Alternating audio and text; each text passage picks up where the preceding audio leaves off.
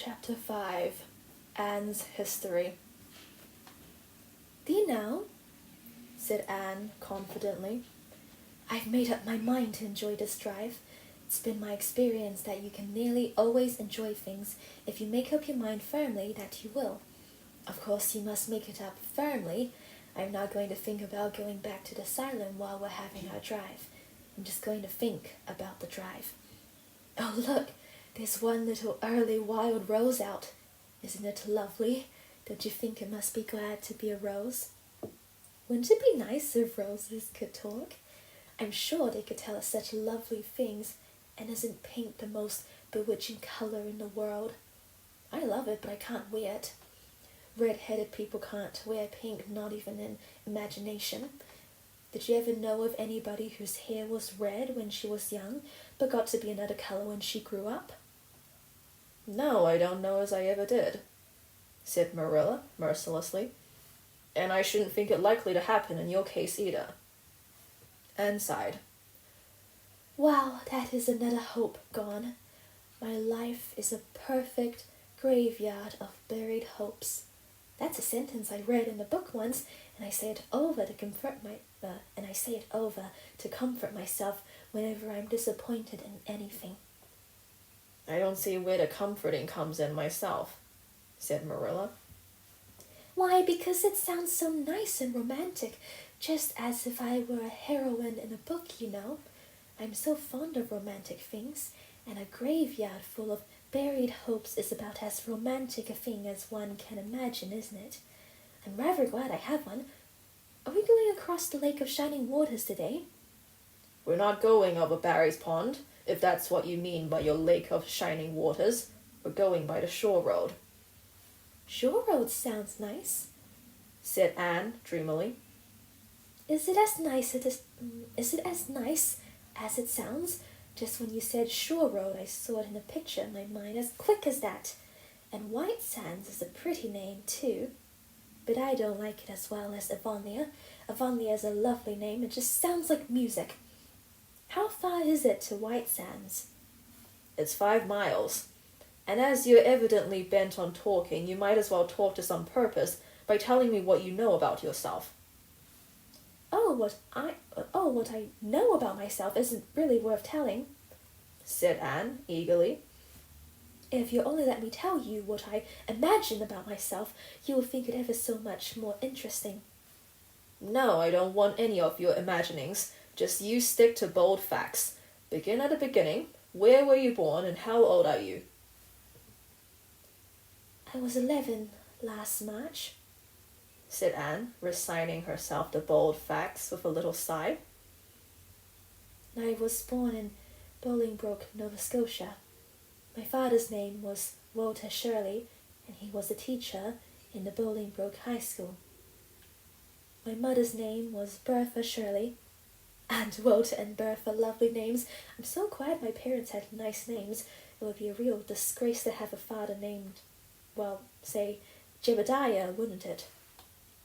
"I guess it doesn't matter what a person's name is as long as he behaves himself," said Marilla, feeling herself called upon to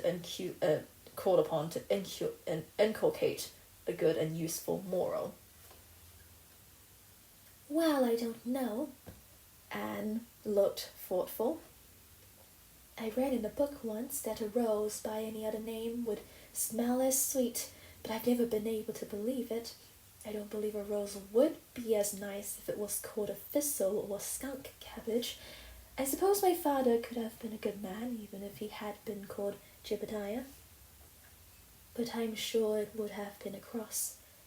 Well, my mother was a teacher in high school too, but when she married father, she gave up teaching, of course. A husband was enough responsibility. Mrs. Thomas said that they were a pair of babies and as poor as church mice. They went to live in a weeny, teeny little yellow house in Bolingbroke. I've never seen that house, but I've imagined it thousands of times.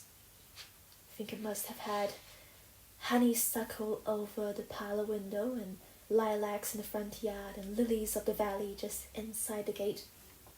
Yes, and muslin curtains in all the windows. Muslin curtains give a house such an air. I was born in that house. Mrs. Thomas said I was the homeliest baby she ever saw. I was so scrawny and tiny and nothing but eyes. But that mother thought I was perfectly beautiful. I should think a mother would be a better judge than a poor woman who came in the scrub, wouldn't you? I'm glad she was satisfied with me anyhow. I would feel so sad if I thought I was a disappointment to her, because she didn't live very long after that, you see. She died of a fever when I was just 3 months old. I do wish she lived long enough for me to remember calling her mother. I think it would be so sweet to say mother, don't you? And father died 4 days afterwards from fever too. That left me an orphan, and folks were at their wits' end, so Mrs. Thomas said what to do with me. You see, nobody wanted me even then. It seems to be my fate. Father and mother had both come from places far away, and it was well known they hadn't any relatives living. Finally, Mrs. Thomas said she'd take me. Though she was poor and had a drunken husband, she brought me up by hand. Do you know if there's anything in being brought up by hand that ought to make people who are brought up that way better than other people? Because whenever I was naughty, Mrs. Thomas would ask me how I could be such a bad girl when she had brought me up by hand, reproachful like. Mr. and Mrs. Thomas moved away from Bolingbroke to Marysville, and I lived with them until I was 8 years old. I helped to look after the Thomas children. There were 4 of them younger than me, and I can tell you they took a lot of looking after. Then Mr. Thomas was killed, falling under a train, and his mother offered to take Mrs. Thomas and the children, but she didn't want me. Mrs. Thomas was at her wits' end, so she said what to do with me. Then Mrs. Hammond from up the river came down and said she'd take me, seeing I was handy with children, and I went up the river to live with her in a little clearing among the stumps. It was a very lonesome place. I'm sure I could never have lived there if I hadn't had an imagination. Mr. Hammond worked a little sawmill up there, and Mrs. Hammond had 8 children. She had twins 3 times. I like babies in moderation, but twins 3 times in succession is too much. I told Mrs. Hammond so firmly when the last pair came. I used to get so dreadfully tired carrying them about. I lived upriver with Mrs. Hammond over 2 years, and then Mr. Hammond died, and Mrs. Hammond broke up housekeeping. She divided her children among her relatives and went to the States. I had to go to the asylum at Hopetown because nobody would take me. They didn't want me at the asylum either. They said they were overcrowded as it was. But they had to take me, and I was there 4 months until Mrs. Spencer came. Anne finished up with another sigh of relief this time. Evidently, she did not like talking about her experiences in the world that had not wanted her. "Did you ever go to school?" demanded Marilla, turning the sorrel mare down the shore road. "Not a great deal. I went a little the last year I stayed with Mrs. Thomas. When I went upriver, we were so far from school that I couldn't walk in winter. And there was a vacation in summer, so I could only go in the spring and fall. But of course I went while I was at asylum. I can read pretty well, and I know ever so many pieces of poetry off by heart. There's a piece in the 5th reader, The Downfall of Poland, that is just full of frills. Of course I wasn't in the 5th reader. I was only in the 4th, but the big girls used to lend me theirs to read." "Were those women, Mrs. Thomas and Mrs. Hammond, good to you?" asked Marilla, looking at Anne out of the corner of her eye. "Oh," faltered Anne. Her sensitive little face suddenly flushed scarlet, and embarrassment sat on her brow. "Oh, they meant to be. I know they meant to be just as good and kind as possible, and when people mean to be good to you, you don't mind very much when they're not quite always. They had a good deal to worry them, you know. It's very trying to have a drunken husband, you see, and it must be very trying to have twins 3 times in succession, don't you think? but I feel sure they meant to be good to me. Marilla asked no more questions. Anne gave herself up to a silent rapture over the shore road, and Marilla guided the sorrow abstractedly while she pondered deeply. Pity was suddenly stirring in her heart for the child. What a starved, unloved life she had had. A life of drudgery and poverty and neglect. For Marilla was shrewd enough to read between the lines of Anne's history and divine the truth. No wonder she had been so delighted at the prospect of a real home. It was a pity she had to be sent back. What if she, Marilla, should indulge Matthew's unaccountable whim and let her stay? He was set on it, and the child seemed a nice, teachable little thing. She's got too much to say, thought Marilla, but she might be trained out of that. And there's nothing rude or swangy in what she does say. She's ladylike. It's likely her people were nice folks.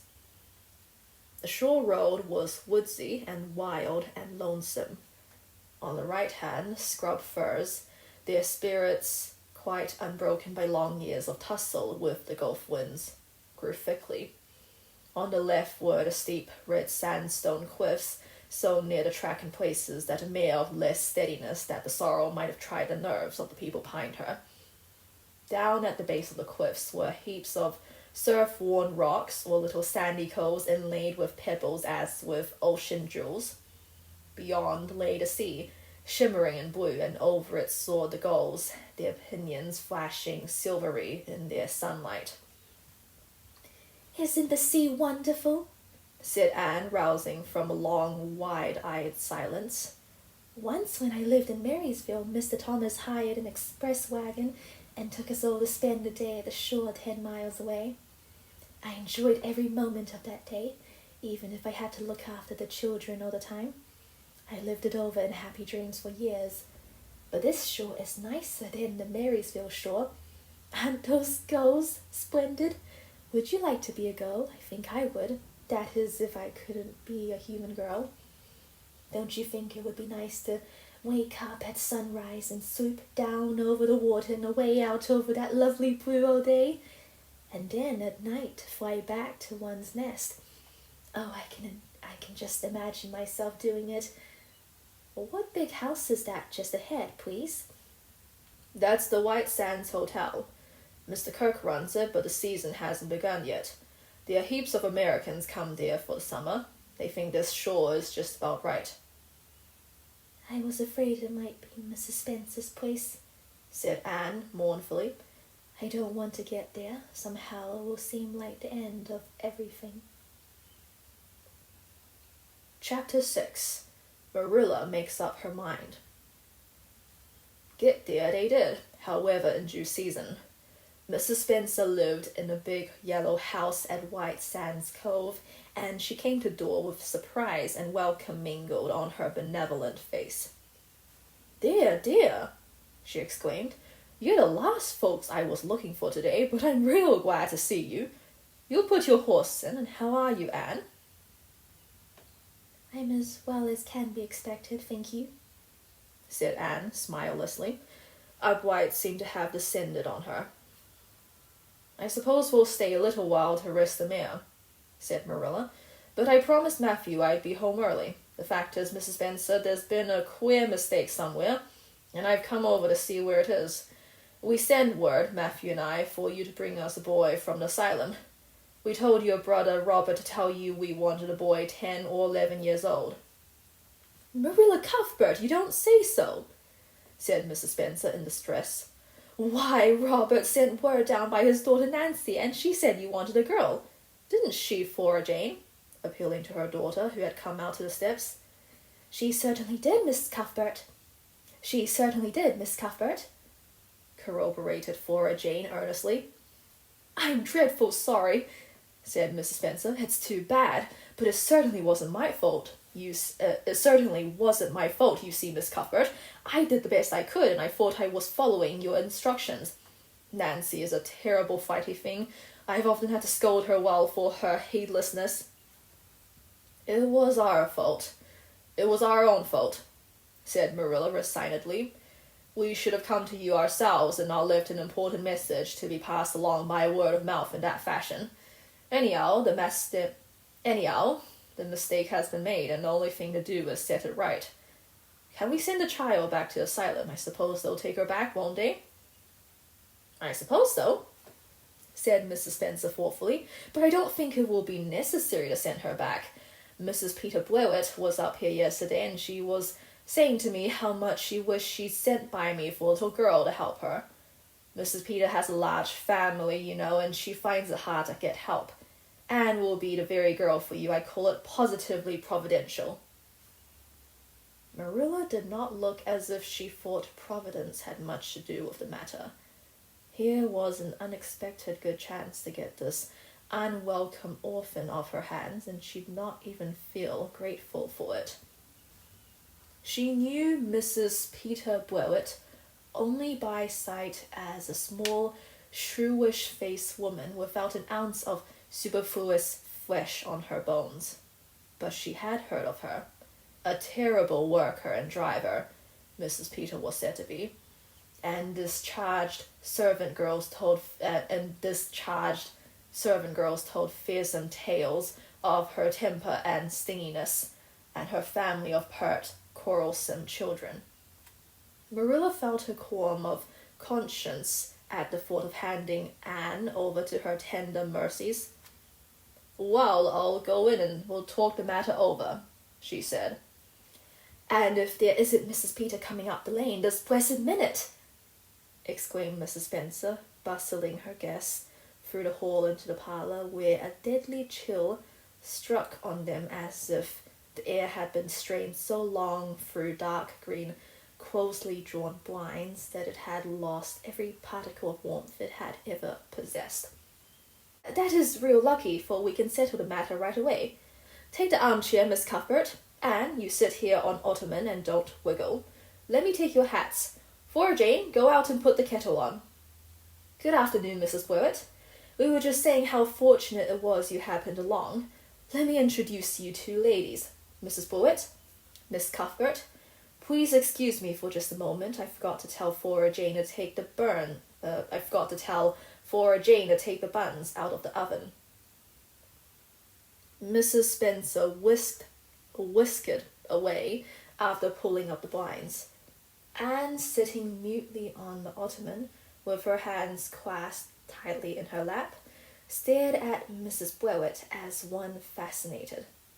Was she to be given into the keeping of this sharp-faced, sharp-eyed woman? She felt a lump coming up in her throat, and her eyes smarted painfully. She was beginning to be afraid. She couldn't keep the tears back when Mrs. Spencer returned, flushed and beaming, quite capable of taking any and every difficulty, physical, mental, or spiritual, into consideration and settling it out of hand. It seems there's been a mistake about this little girl, Mrs. Blewett, she said. I was under the impression that Mr. and Miss Cuthbert wanted a little girl to adopt. I was certainly told so, but it seems it was a boy they wanted, so if you're still of the same mind you were yesterday, I think she'll be just the thing for you. Mrs. Blewett darted her eyes over Anne from head to toe. How old are you and what's your name?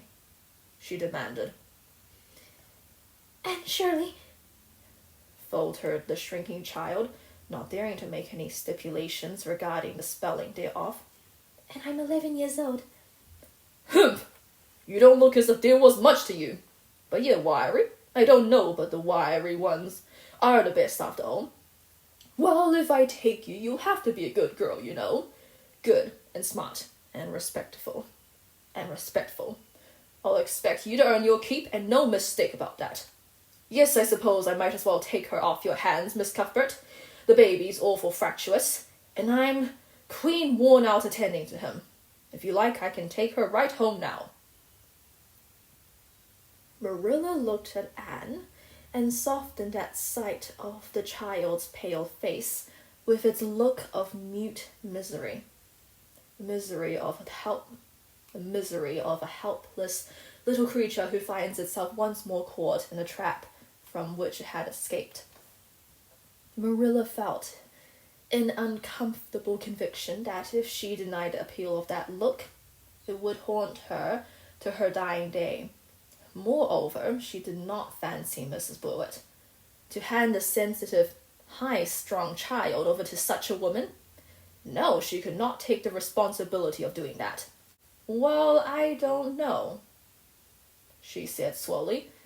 I didn't say that Matthew and I had absolutely decided what we wouldn't keep her. In fact, I may say that Matthew is disposed to keep her. I just came over to find out how the mistake had occurred. I think I'd better take her home again and talk it over with Matthew. I feel that I oughtn't to decide on anything without consulting him. If we make up our mind not to keep her, we'll bring or send her over to you tomorrow night. If we don't, you may know that she is going to stay with us. Will that suit you, Mrs. Blewett? I suppose it'll have to, said Mrs. Blewett, ungraciously. During Marilla's speech, a sunrise had been dawning on Anne's face. First the look of despair faded out. Then came a faint flush of hope. Her eyes grew deep and bright as morning stars. The child was quite transfigured. And a moment later, when Mrs. Spencer and Mrs. Blewett went out in quest of a recipe the latter had come to borrow, she sprang up. Went out in quest of a recipe. The latter had come. Went out in quest of a recipe the latter had come to borrow. She sprang up and flew across the room to Marilla. Oh, Miss Cuthbert, did you really say that perhaps you would let me stay at Green Gables? She said in a breathless whisper, as if speaking aloud might shatter the glorious possibility. Did you really say it, or did I only imagine that you did?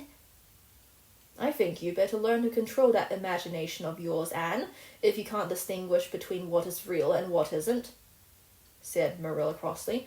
Yes, you did hear me say just that, and no more.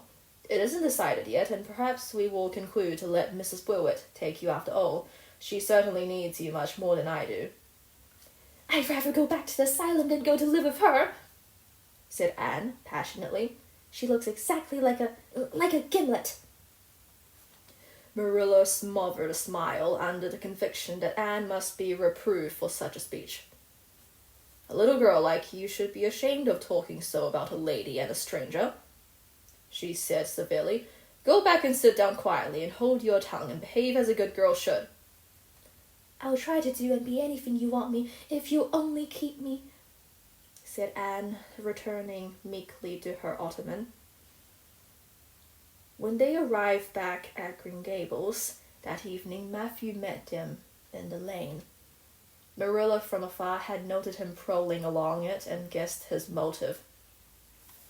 She was prepared for the relief she read in his face when he saw that she had at least brought back Anne back with her. But she said nothing to him relative to the affair until they were both out in the yard, behind the barn, milking the cows. Then she briefly told him Anne's history and the result of the interview with Mrs. Spencer. I wouldn't give a dog I like to that Blewett woman, said Matthew with unusual vim. I don't fancy her style myself, admitted Marilla, but it's that or keeping her ourselves, Matthew, and since you seem to want her, I suppose I'm willing, or have to be. I've been thinking over the idea until I've got kind of used to it. Seems a sort of duty. I've never brought up a child, especially a girl, and I dare say I'll make a terrible mess of it. But I'll do my best. So far as I'm concerned, Matthew, she may stay. Matthew's shy face was a glow of delight. Well, now, I reckon you'd come to see it in that light, Marilla, he said. She's such an interesting little thing. It'd be more to the point if you could say she was a useful little thing, retorted Marilla, but I'll make it my business to see she's trained to be that. And mind, Matthew, you not to go interfering with my methods. Perhaps an old maid doesn't know much about bringing up a child, but I guess she knows more than an old bachelor. So you just leave me to manage her. When I fail, it'll be time enough to put your oar in. Dear Marilla, you can have your own way, said Matthew reassuringly. Only be as good and kind to her as you can without spoiling her. I kind of think she's one of the sort you can do anything with if you only get her to love you. Marilla sniffed to express her contempt for Matthew's opinions concerning anything feminine and walked off to the dairy with the pails. I won't tell her tonight that she can stay, she reflected, as she strained the milk into the creamers. She'd be so excited that she wouldn't sleep a wink. Marilla Cuthbert, you're fairly in for it. Did you ever suppose you'd see the day when you'd be adopting an orphan girl? It's surprising enough. It's so surprising as that Matthew should be at the bottom of it. Him that always seemed to have such a mortal dread of little girls. Anyhow, we've decided on the experiment, and goodness only knows what will come of it.